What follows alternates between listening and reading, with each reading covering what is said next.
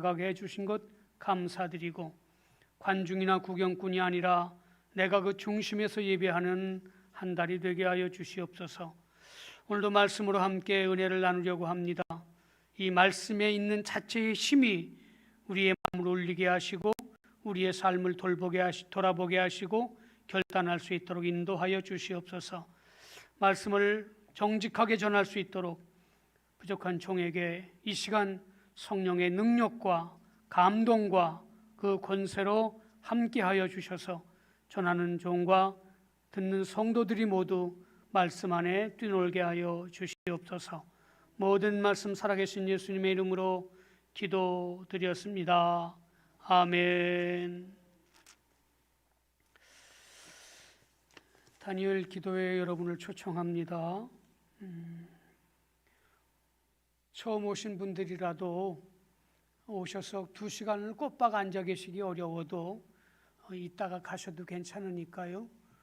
오셔서 다니엘 기도회에 참석하시면, 오늘은 오윤아라고 하는 탤런트 집사님이 아마 간증을 하는 모양이에요. 저녁 8시에 교회에 오시면 아주 큰 소리로 찬양도 하고 기도할 수 있도록 그렇게 합니다. 매주일 너무 무료하시거나 또 지루하신 분이 혹시 계시면 참여하시기 바랍니다. 여러분에게 짐을 지워드리려고 그러는 게 아니라요, 굉장히 재미있고 행복합니다. 그 2시간 동안 찬양하고 말씀을 듣는 시간이 우리의 마음에 큰 위로를 주고 격려를 줍니다. 행복한 타임입니다. 그러니까 무슨 짐을 지듯 또 목사가 다니엘 기도회로 나오라고 했는데 그렇게 하지 마시고, 오셨다가 정 불편하시거나 힘이 드시면 중간에 가셔도 괜찮습니다. 오셔서 또 가정에서 가족끼리 함께 이 기도회를 통해서 위로와 격려가 있기를 바랍니다. 오늘 우리가 함께 읽은 말씀, 또 그 말씀 속에 있는 우리에게 주시는 주제는 내가 약한 그때에 하나님은 어떻게 일하시는지를 우리가 함께 생각해 보려고 합니다. 사람에게는 누구나 다 약점과 단점을 가지고 있습니다. 어떤 사람은 육체적으로 약한 데가 있고 또 그 단점이 있고 장애를 가지고 있기도 합니다. 또 어떤 이들은 몸은 건강한데 정신적으로 여러 가지 문제가 있어서 잠을 자지 못한다든지, 또 여러 가지 과민성 태도들 때문에 어려움을 겪는 이들도 있습니다. 또 성격적으로 결함이라고 할까요? 그런 단점이 있어서 관계가 잘 안 되고 또 관계를 하더라도 오히려 상처를 주는 경우도 있습니다. 또 어떤 이들은 몸도 마음도 건강한데 경제적인 이유 때문에, 그 가난 때문에 굉장히 힘들어하고 또 어려움을 겪는 경우도 있습니다. 그렇게 생각해 보면 이 약점이나 단점은 나만 가지고 있는 것이 아니라 모든 사람들이 어찌 보면 공평하게 가지고 있다고 말할 수 있습니다. 그런데 어떤 사람은 그 단점 때문에 인생을 참 우울하게 삽니다. 힘들게 삽니다. 그리고 그 우울함 속에서 벗어나지 못하는 사람이 있습니다. 그런데 어떤 사람은 그 단점에도 불구하고 인상이 굉장히 쾌활하고 그리고 적극적이고 그리고 좀 더 창조적으로 살아가는 사람이 있습니다. 어떤 사람은 그 상처를 극복해서 더 성숙한 인격과 성품을 갖는 사람이 있는가 하면, 어떤 분들은 그것에 꼭 묶여서 아무것도 하지 못하고 그 삶을 죽여가는 사람들도 있는 것이지요. 여러분 너무나 많이 들어보셨지 않습니까? 베토벤은 아주 유명한 작곡가인데 그는 치명적으로 말년에는 귀가 들리지 않았다고 합니다. 특별히 교향곡 9번 같은 경우에는 거의 소리를 못 듣는 가운데 작곡을 했다고 하니, 참 그 작곡가에게, 음악가에게 들리지 않는다면 그보다 큰 장애가 어디 있겠습니까? 밀턴이라는 사람은 작가인데 신라곤이라고 하는 아주 불세출의 그런 그 작품을 썼는데, 그는 그것을 시력을 잃은 후에 그것을 출간했다고 합니다. 여러분과 제가 아는 많은 사람들은 그런 장애를 가지고 있었지요. 그 유명한 미국의 지금 선거 때문에 뭐 그런 선거가 다 있나 우리가 보면서 그렇게 좋은 나라 아니다 그런 생각을 저희가 갖기도 하는데, 링컨도 마찬가지고 굉장히 가난하고 또 어려운 환경에서 자랐고요. 루즈벨트 대통령은 소아마비가 40에 발견이 돼서 그 장애를 가지고 대통령 역할을 했다고 알려져 있습니다. 그러니까 어떤 이들은 그 장애를 오히려 뛰어넘어서 더 성숙한 삶을 살았고, 어떤 이들은 그렇게 못했다고 하는데, 오늘 말씀을 통해서 우리도 도전을 받았으면 좋겠습니다.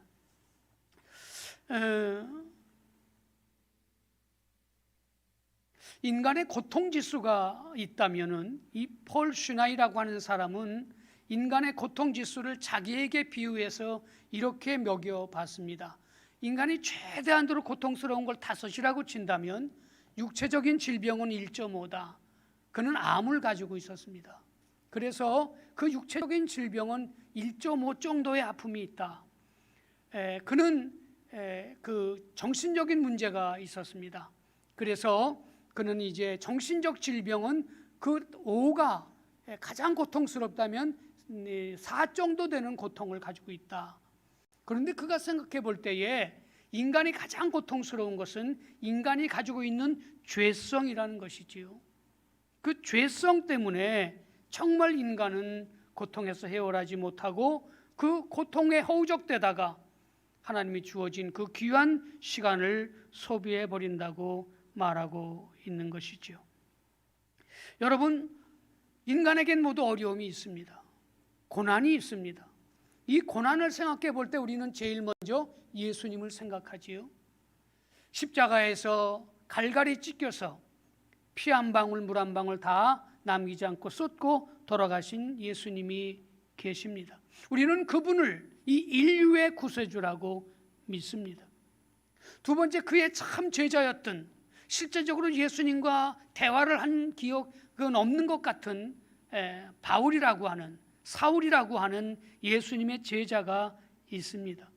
이 두 사람이 이 고난을 어떻게 이겼는가를 바라볼 수 있는 우리의 모델이라고 할 수 있는 것이지요. 우리는 대체적으로 예수님이나 또는 바울과는 비교할 수 없는 건강한 몸과 마음과 그 삶 환경을 가지고 축복 속에 살고 있습니다. 그렇지만은 그 바울처럼 행복한 삶을 살고 있는지, 바울처럼 그렇게 성숙한 삶을 살고 있는지, 거기에 대해서는 우리가 자신 있게 말하기가 어렵습니다. 영적으로 교만한 사람은 넘어지고 영적으로 교만한 사람은 하나님의 은혜 안에 사는 것이지요. 여러분, 신앙 안에서 가만히 보면 우리가 가지고 있는 것이 우리가 신앙생활을 하고 우리가 살아가는데 큰 도움이 되기도 하지만은 어찌 보면 우리의 그 성숙한 삶으로 나아가는 데는 장애가 되기도 합니다.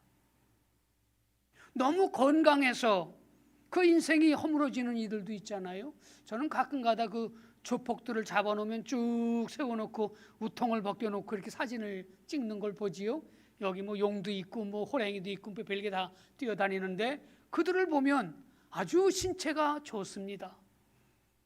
몸이 건강해서 그 남에게 고통을 주는 그런 사람들을 보면서 건강이 꼭 행복한 것만은 아니지 않겠나 하는 생각을 갖습니다. 어떤 이들은 얘기를 들어보면 부모로부터 노력하지 않고 땀 흘리지 않는 너무 많은 재산을 가져서 사회에 물의를 일으키는 많은 재벌가의 자녀들이란지 그 후손들을 보게 되는 것이지요. 영적인 눈을 가만히 가지고 보면 그러므로 그 고난도 때로는 우리에게 하나님이 주시는 축복일 수 있다 하는 생각을 갖게 됩니다.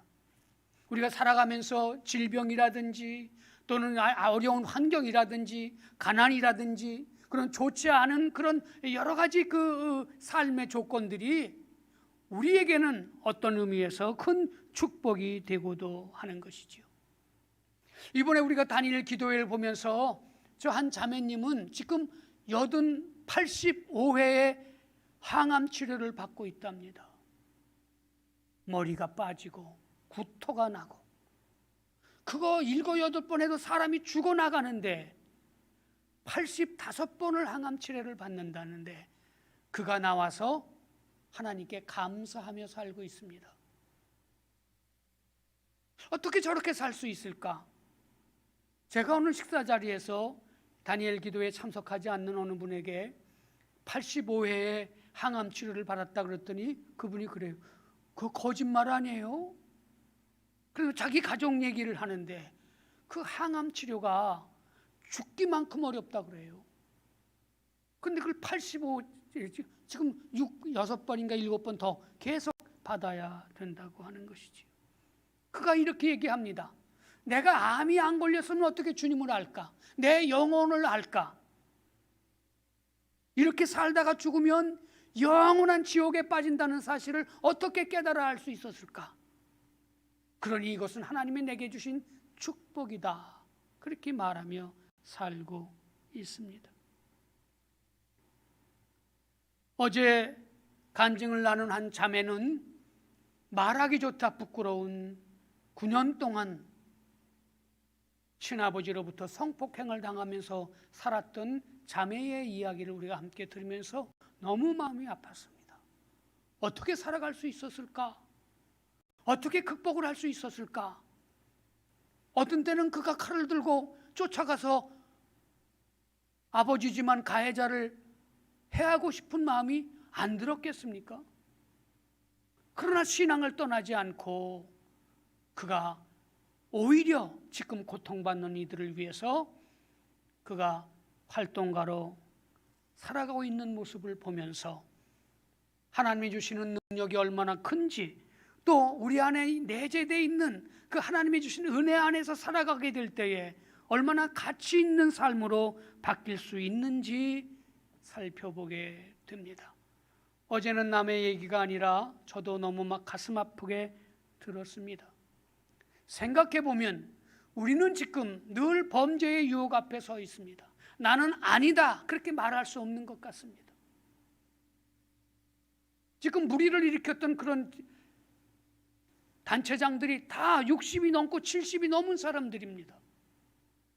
육체적인 나이로는 그렇게 힘을 쓸 나이가 아닌데도 그 지위를 이용해서 그 젊은 자매들에게 고통을 가했던 것을 생각해 보면 누구라도 나는 그런 사람이 아니다 그렇게 말하기가 어려운 것 같습니다.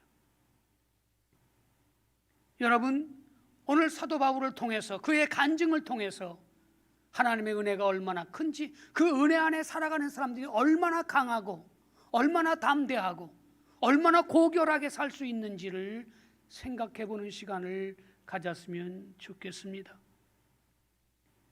바울은 자랑할 것이 너무나 많았던 사람입니다. 빌립보서 3장 5절로 6절에 보면 그의 삶을 쭉 이야기합니다.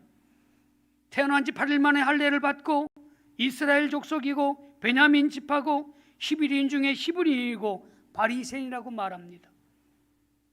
많은 학자는 히브리인 중에 히브리인이라는 말이 그때 유대인들 중에서 70인 안에 들어가는 지금으로 말하면 국회의원 정도 되는 공회의원들이 쓰는 단어였다고 합니다.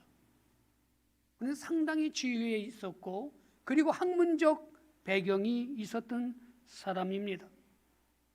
그런데 그가 모든 것을 버리고 예수님을 영접해 드렸습니다. 진리를 받아들였습니다. 참된 삶을 받아들였습니다. 그가 예수님을 만나고 나서 이렇게 사는 건 사는 게 아니다 라는 사실을 깨닫게 되고 예수님의 제자로 살기 시작했습니다. 예수님의 제자가 되어서도 굉장히 치열하게 살았습니다. 고린도 11장부터 보면 그가 얼마나 많은 고통과 아픔 속에서 그 일을 감당했는지 말하고 있습니다. 오늘 저희들이 상상할 수 없을 만한 그런 아픔을 자원하는 마음으로 그가 받고 살았던 사람입니다. 그런데 그에게 육체에 가시가 있었다고 합니다. 고린도 12장 7절에 보면 주께서 내가 교만하지 않게 하시려고 내 몸에 가시를 주셨습니다. 그렇게 말하고 있습니다. 이 바울이 가지고 있는 가시는 무엇이었을까? 힌트가 없습니다, 성경에. 그러니까 바울이 그렇게 세상적으로, 인간적으로 또는 신앙적으로 철저했음에도 불구하고 그에게 큰 아픔이 있었다는 겁니다. 육체의 가시가, 내 몸에 가시가 있었다는 것입니다. 성경학자들마다 이 가시를 여러 가지로 번역을 합니다. 첫째는 성적 유혹이 그에게 끊이지 않고 있지 않았을까, 그렇게 보는 주경학자들도 있습니다. 두 번째, 어떤 이들은 그에게 있는 편두통이 늘 그를 괴롭혔을 것이다. 성경에 그런 힌트를 가질 수 있는 그 구절들이 있거든요. 그래서 그는 끊임없이 그런 편두통에 시달렸을 것이다 라고 보는 주경학자도 있습니다. 어떤 이는 그가 전도 여행을 달리면서 말라리아에 걸려서 그 풍토병으로 고생을 했을 것이라, 그렇게 보는 학자들도 있습니다. 근데 많은 사람들은 안질이라고 말합니다. 왜냐하면 그가 보낸 편지들을 자기가 쓰질 않고 다 대피를 시켰습니다. 그리고 마지막에 자기가 사인 정도를 해요. 그러니까 그가 눈이 굉장히 안 좋은 안질의 고통을 가지고 있을 것이다 라고 많은 주경학자들이 얘기하고 있습니다. 근데 어떤 이들은 그게 아니고 간질이라고 말하기도 합니다. 이 뇌가 경련을 일으켜서 사람을 쓰러지게도 하고 그래서 죽게도 하는 무서운 간질병이 있었을 것이라는 것이지요. 옛날이나 옛날에도 그렇지만 얼마 전에도 이 간질병이 큰 고통을 갖게 되었습니다. 지금은 약이 있어서 그것을 잘 조절을 합니다. 또 어떤 이들은 그게 아니고 그에게 고통을 주는 가까운 사람 중에 어떤 사람이 아니었을까? 왜냐하면 성경에 민수기에 같은 데 보면 사람의 가시가 너를 찌를 것이다. 너희가 내 말씀대로 살지 아니하면 사람의 가시가 너를 찔러서 고통을 줄 것이다. 그렇게 말해주고도 있거든요. 그래서 대개 이렇게 5가지나 6가지 정도로 사도 바울이 가지고 있던 큰 장애를 말해주고 있습니다. 이것은 그냥 혼자 아픈 것이 아니라 남들이 봐도 아는 고통이었던 것 같습니다. 그래서 갈라디아에서 보면 너희를 시험하는 것이 내 육체에 있으되 이것을 너희가 업신여기지도 아니하고 버리지도 아니하고 오직 나를 하나님의 천사와 같이 또는 그리스도 예수와 같이 영접하였도다라고 갈라디아서 4장 14절에 말해주고 있습니다. 그러니까 누구나 보면 어떻게 하나님의 종이 저래? 왜 기도한다는 사람이 저래? 어떻게 하나님의 은혜를 받았다는 사람이 저런 예를 들어서 아내가 있어, 가족이 있어, 질병이 있어, 이렇게 말할 수 있는. 그래서 갈라디아 교회가 그걸 알면서도 얼마나 정말 사랑으로 대해 주었던지, 나를 하나님의 천사와 같이 또 예수님을 보듯이 그렇게 대해 주어서 내가 너무 고맙다고 그가 편지에 그 고마움을 표시하고 있습니다. 저희 고등학교 시절에 선생님 한 분이 간질이 있으셨어요. 조회를 하다가 막 그 경련을 일으키면서 쓰러지십니다. 그러니까 이 선생님이 아이들을 가르칠 때 나오실 때 굉장히 힘들어 하셨던 그분을 보고 있습니다. 그럼 누구 잘못도 아닌데 그냥 조회를 하면 막 그렇게 하면 옆에 계시던 선생님들이 얼른 가서 선생님을 모시고 교무실로 가고 그랬던 기억이 있습니다. 그것이 이렇게 당당하게 나설 수 없는 그런 질병이었던 것 같습니다. 사도 바울도 마찬가지요. 너희가 나를 내치고 비웃고 당신은 지도자도 아니야 그렇게 말할 수 있음에도 나를 그렇게 받아주어서 고맙다고 이야기를 할 정도로 아주 뚜렷한 단점이었던 것 같습니다. 근데 사도 바울은 이 단점을, 이 가시를, 이 아픔을 믿음으로 받아들이고 오히려 자기 신앙 성숙의 조건으로 삼게 됩니다. 하나님께서 우리를 불러주시고 우리를 인도해 주셨습니다.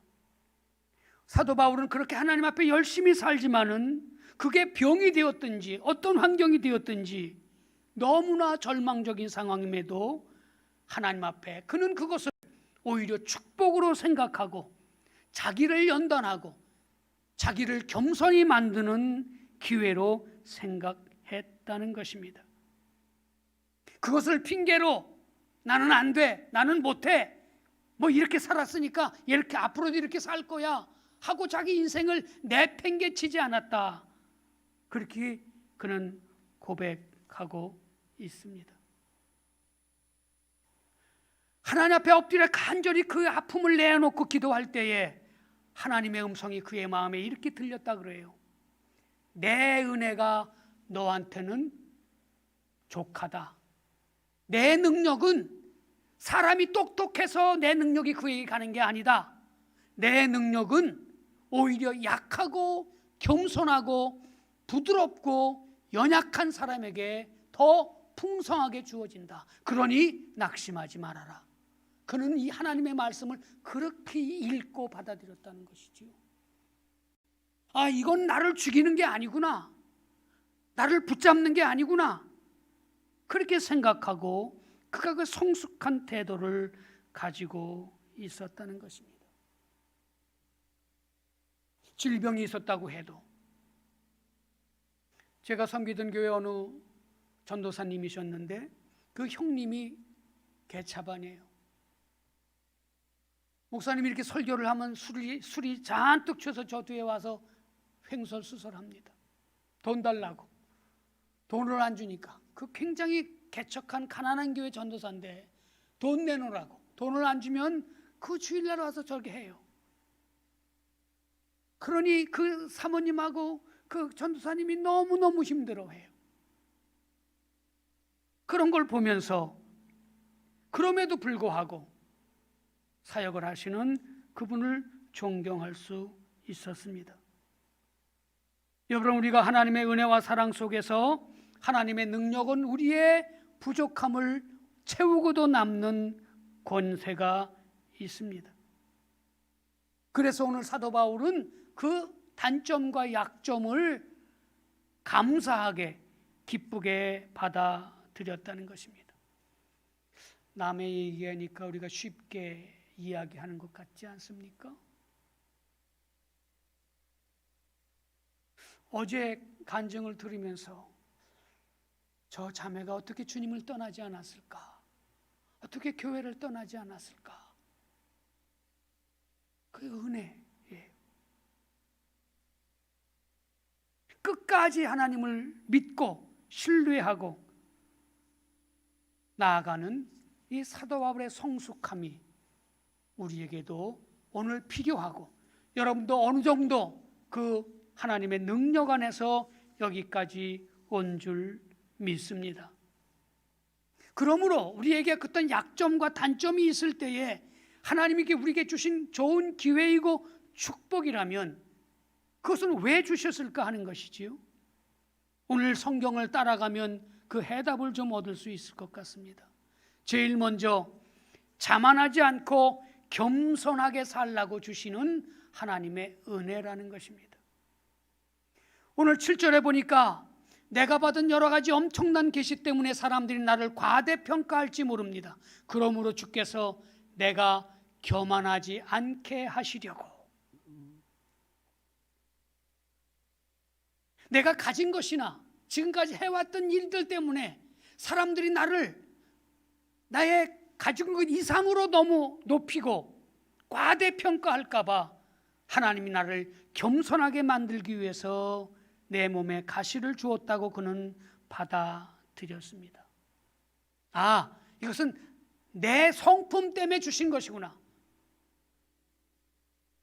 이렇게 안 하시면 내가 주님의 은혜와 사랑 속에서 그 소명 안에 살 수 없기 때문에 주신 하나님의 은혜라고 그는 아주 적극적으로 받아들였던 것입니다. 우리도 자기를 비우고 낮추게 될 때에 하나님께서 우리를 넉넉하게 쓰시게 되는 것이지요. 그래서 하나님은 끊임없이 우리에게 겸손으로 허리띠를 단단히 조이라고 말씀해 주고 있습니다. 여러분, 신앙이라는 것은 예수님을 의지하는 것 아닙니다. 아니겠습니까?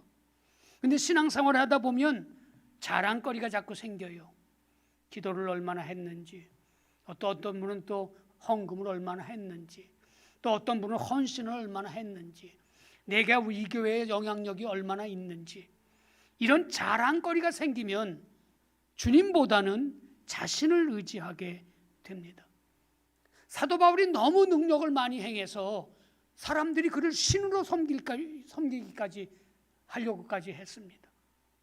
그러므로 하나님은 그가 높아져서 하나님을 잃어버리고, 그리고 그에게 준비된 영광의 면류관을 잃어버릴까 봐 그에게 가시를 주었다고 그가 해석했습니다. 여러분, 이 말씀을 들으시면서 다른 사람을 생각하시면 안 됩니다. 어제 어느 자매의 간증 중에서 아픈 사람을 만났을 때에 기독교인들이 조심해야 할 것에 대해서 말했습니다. 들으면서 대개 사람들은 이런 생각을 한다는 거죠. 이 자매에게 뭐라고 조언을 하지? 뭐라고 정답을 가르쳐 주지? 그런 생각하지 말고 공감적 경청을 하라 그러지 않아요? 그 사람 입장이 되어서 한번 들어주라는 거지요. 그래서 남이 아프니까 그 하나님의 주신 은혜야, 그렇게 말하라는 게 아닙니다. 이건 내 자신에게 적용해야 합니다. 함부로 그렇게 말하기가 어렵습니다.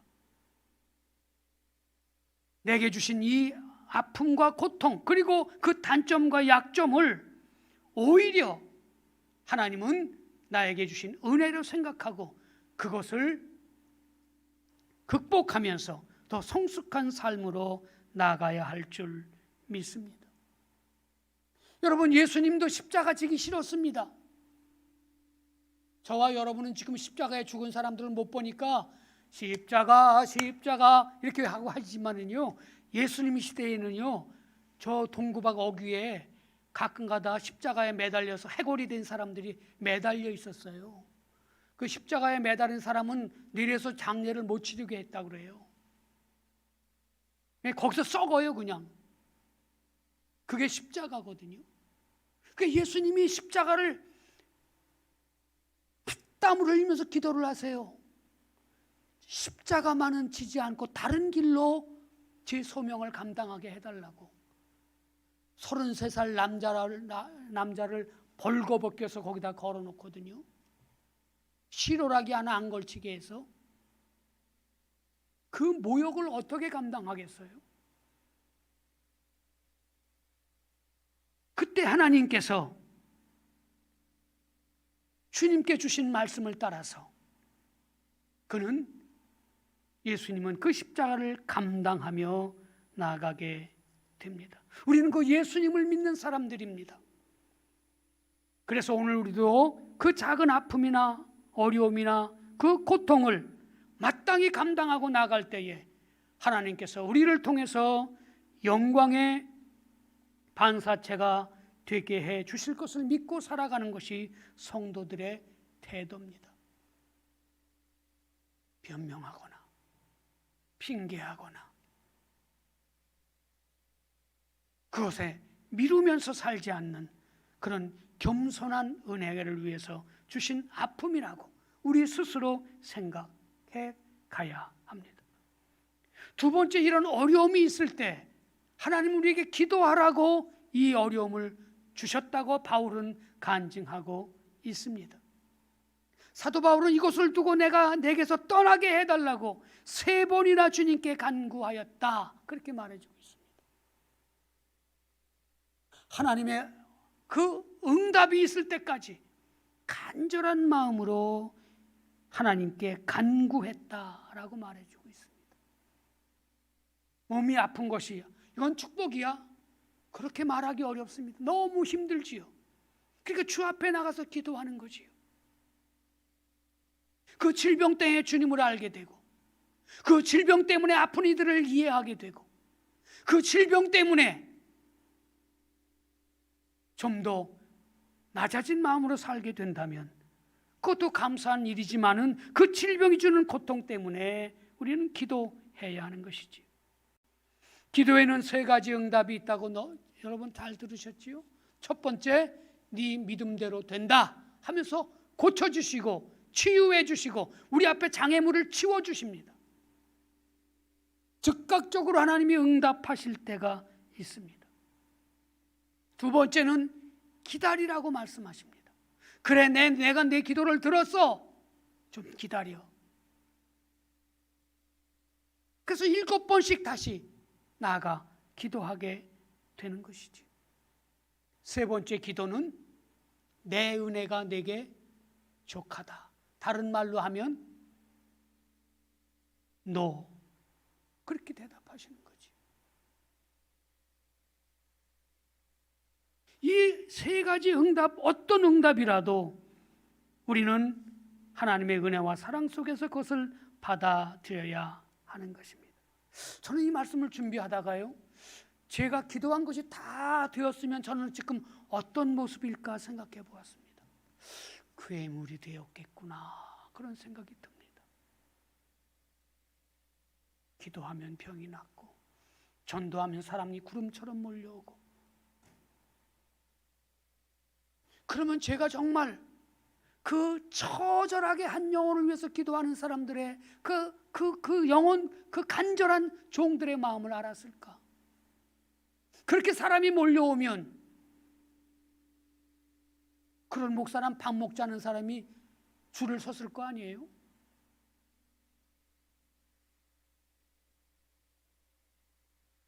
제가 원하는 대로 되었으면 여러분을 만날 수도 없지만 지금의 제 모습을 여러분들도 볼 수 없었을 것입니다. 아주 기괴한 목사가 되어 있을지도 모르지. 때로는 들어주시지만은 때로는 기다리라고 하시고, 지금까지도 하나님은 대답을 안 하시는 기도도 있습니다. 어떤 때는 새벽에 나와서 주님 하고 기도할 때 오전 10시에 응답하시기도 하고, 어떤 때는 60이 지난 지금까지도 침묵하여 계시기도 합니다. 그것이 기도의 은혜입니다. 여러분과 제가 그런 장애나 아픔이 있다면, 가시가 있다면 그것은 그대로 방치하는 것이 아니라 기도하라고 말씀해 주고 있습니다. 세 번째는 내 은혜가 내게 족하다, 내 능력은 약한 데서 완전하게 된다라고 말씀해 주고 있습니다. 이런 아픔이 있기에 하나님이 우리에게 주신 소명을 완수해 갈 수 있는 것이죠. 여기 완전하다, 온전하다 하는 말은 완전해진다는 뜻도 있지만은 끝마치다는 뜻도 있습니다. 성취하다는 뜻이 있습니다. 그 가시가 우리를 찔러서 나태하지 않고 방종하지 않고 끝까지 하나님이 나를 부르신 이유를 성취하도록 하시기 위한 하나님의 좋은 우리에게 주신 은혜라고 사도 바울은 생각합니다. 이제 됐어. 하나님 은혜 없어도 난 넉넉히 살아. 물질적으로 또는 명예가 그렇고 환경이 그렇고 나는 이제 하나님 앞에 아쉬울 것이 없는데 내가 기도를 하고 내가 왜 교회 가서 그렇게 낮은 몸으로 생길 거야? 그래서 하나님이 교회에 계신 노를 중단할까 봐 하나님이 그 가시를 주셔서 오늘 함께 읽은 말씀처럼 내 능력은 완전한 약한 데에서 그 하나님의 계획을 성취해 가기 때문이라고 바울은 이해했습니다. 사랑하는 성도 여러분, 오늘 저와 여러분들은 어떠십니까? 저와 여러분이 원하는 대로 되었다면 이 자리에서 주님을 섬겨가며 살 수 있었을까 하는 생각을 가지고 하나님은 지금 내게 더 큰 은혜를 주셨다는 것이죠. 여러분 85번씩 항암 치료를 안 받지 않습니까? 죽이고 싶은 아버지는 없지 않습니까? 그런 생각만 해도 얼마든지 우리가 하나님이 원하는 그 삶을 살 수 있는 것이지요. 마지막으로 오늘 그 가시는 하나님이 나를 떠나지 않고 하나님을 꼭 붙잡기 위한 하나님의 좋은 기회라는 것이죠. 그 가시 때문에 하나님을 의지하게 되고 주님 떠나시면 안 돼요. 주님 도와주세요. 주님 불쌍히 여겨주세요. 주님 저를 지켜주세요.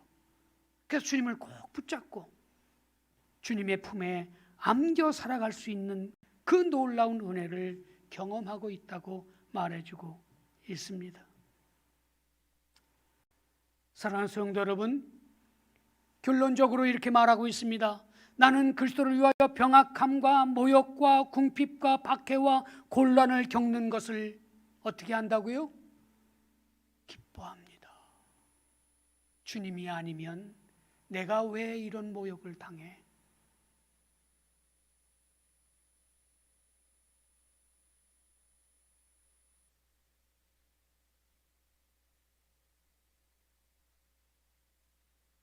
주님이 아니면